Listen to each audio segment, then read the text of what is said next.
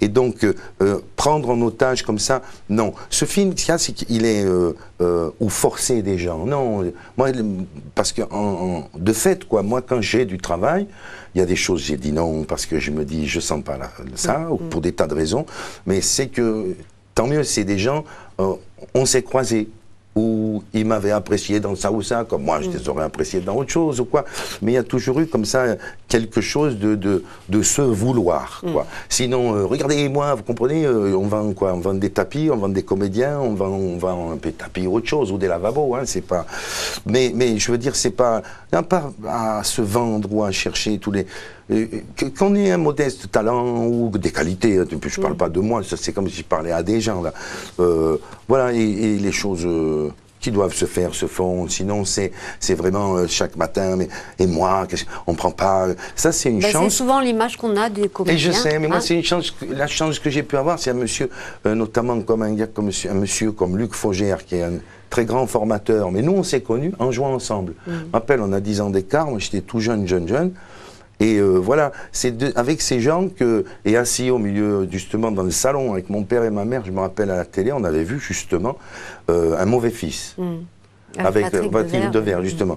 Et Patrick Devers, là, ou pas, sans le minimiser, parce que voilà, il y a d'autres, voilà, il y a Devers, puis voilà, il y a Devers pour moi, c'est bon, Devers.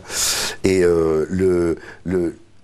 j'avais eu ce sentiment de me dire, mais tu peux faire partie, allez, qu'il soit un Van Gogh ou un Rembrandt ou peint par un enfant, d'un tableau. Vous voyez, je me disais, mais il y a une fonction à jouer quelque chose, quoi. Là, ce personnage, même voilà, dans le rôle, dans un film comme Bye Bye, on a fait Cannes avec, j'étais le méchant. Ça a poussé à une agression un soir. C'est lui le méchant, vraiment. Alors là, je m'y attendais pas, mais ça reste un grand souvenir, c'est que la dame avait été très marquée par le rôle quand même. Mais pas se dire, oh, j'ai le bon rôle, jouons et composons. Au lieu de dire, je sais, c'est moi, je joue, je comédien, voilà. Non, il faut aimer ça. Et le sentiment, justement, que j'avais eu par rapport à ce film Un mauvais fils, c'était de me dire, mais qu'on ait le bon rôle, le mauvais rôle, qu'on soit le gentil, le tout propre, ou le défoncé du film, qu'importe, ou le méchant, ou le hurleur, ou le tout gentil, ça, peu importe pour moi. Mais participer à quelque chose, des films comme ça, justement, là oui, c'est de là, avec la participation c'est participer à quelque chose. Parce que l'égocentrisme, tout ça, vraiment, c'est pas mon kiff. Là, allez, on va voir une autre participation. Voyons. Nationalité française. De bonnes dispositions pour les études, mais tu te tires du bahut avant le bac. Tu bosses un temps à la librairie Mérinal, qui publie le bouquin de Victorine, et puis tu te fais licencier il y a 1 an. Et si je me trompe, tu me corriges? Rien ne vous autorise à me tutoyer. Ça, t'as raison. Là, t'as raison.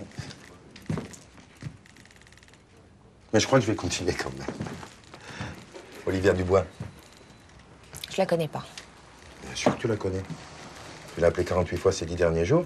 Et puis plus du tout depuis hier ni aujourd'hui, comme si tu savais qu'elle a été assassinée. Et voilà, alors ça c'est le lieutenant Diméliot dans la série Boulevard du Palais, aux côtés de Jean-François Balmer, une série dans laquelle vous êtes complètement installé là depuis 99. Alors voilà, installé, ce qu'il y a de marrant, justement ça correspond à ce que vous dites. Installé. Vous voyez, on est tombé sur ça, je ne savais pas que j'allais voir ça à ce moment-là au coin. Mais là, il y a grande part d'improvisation. C'est vrai que moi, quand je joue dans des choses ou quoi, c'est pour ça que je ne peux pas ramener au sujet d'avant, hors-jeu. Mais hors-jeu, sa grande particularité, c'est qu'il a été tourné 40 jours, moi sur 40, tous d'affilée et tournés chronologiquement. Donc devant organiser au niveau de ce qui est décor, lieu de tournage et tout, une proximité, pas 3 jours en Chine et 2 à Vladivostok, vous voyez.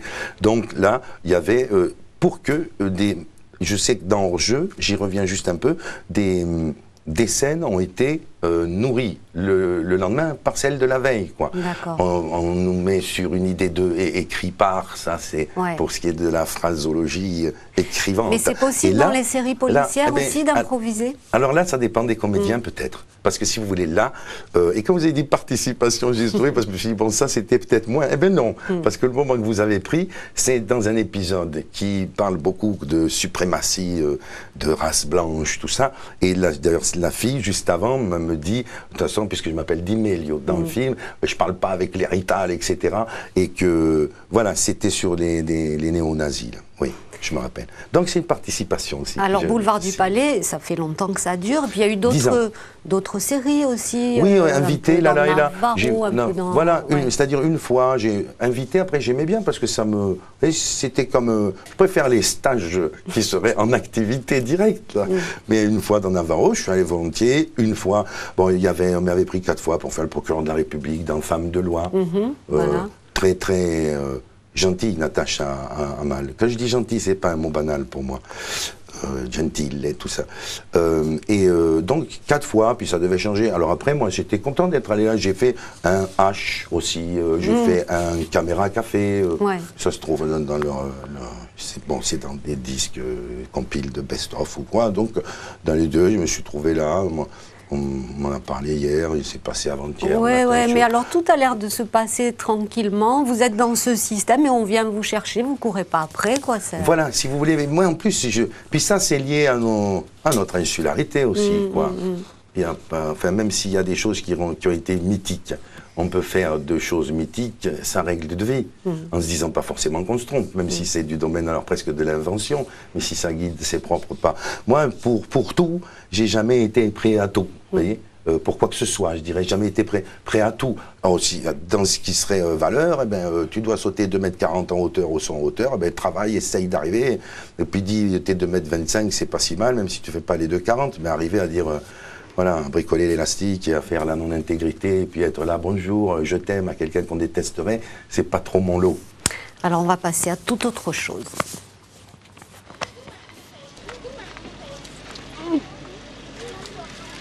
Nos objectifs se limitent à des prétentions bien simples, bien élémentaires, à savoir nourrir d'abord chaque Burkinabé, l'instruire, le soigner, le vêtir et également lui donner la possibilité de son épanouissement culturel, de son expression quotidienne. Thomas, en faisant la révolution au Burkina Faso, dérangeait tous ceux pour qui l'Afrique est une réserve de main-d'œuvre et de matières premières à bon marché. Pour ses amis, la mort de Thomas Sankara est une perte cruelle. Pour ses camarades de lutte, c'est la perte d'un dirigeant intègre qui a su donner une dignité et un honneur au peuple burkinabé. Pour le peuple burkinabé, c'est un de ses dignes fils et une partie de lui-même qui s'en est allé le 15 octobre.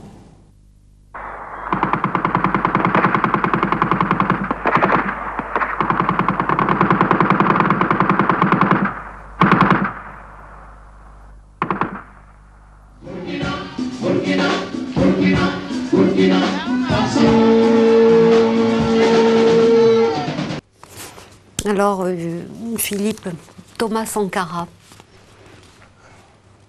vous êtes ému de voir ces images-là. Là, oui. Militaire, homme politique, racontez-nous qui était cet homme et pourquoi ça vous touche autant de voir ça. Parce que nous, voilà, comme je vous disais, pour ce qui est de l'actoriat, parce qu'ils disent professeur, professorat, notaire, notariat, moi je dis pas comédien ou comédienne, je dis acteur, actoriat.